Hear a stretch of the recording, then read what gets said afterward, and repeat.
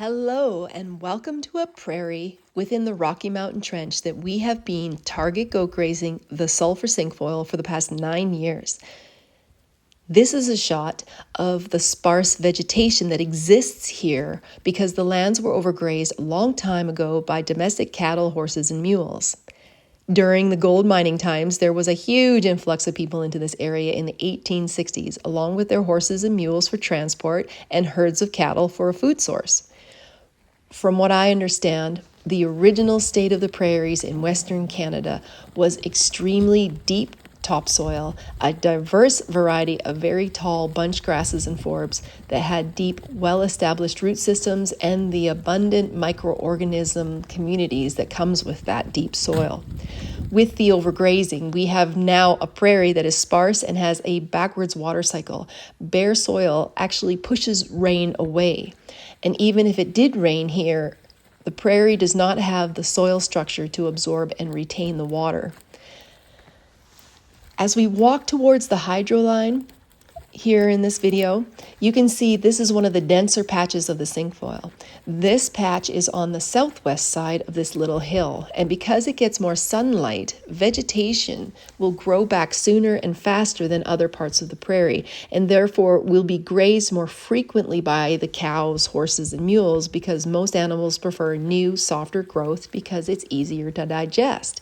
This is what happened to the native prairie grasses and forbs. When a plant is grazed more than 60% of its greenery, its roots will have damage that take a long time to recover from. And if it's grazed over and over again in this way without proper management, the plant will lose its roots and die. When we lose the plants and their roots from the soil, we lose the topsoil to the wind and the water erosion. You can see that the sulfur cinquefoil that the Vahana goats are targeting is a pioneer and a very prolific species. It is a species of plant that can thrive in depleted, shallow soil.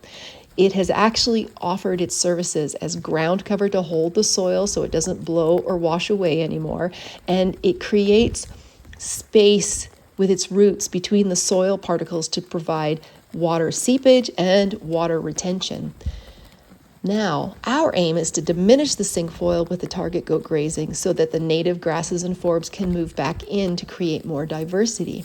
I find it amazing that we are in sync with nature's rhythms because we are recycling that cinquefoil back to the soil to nourish and strengthen the native plants and the microorganisms.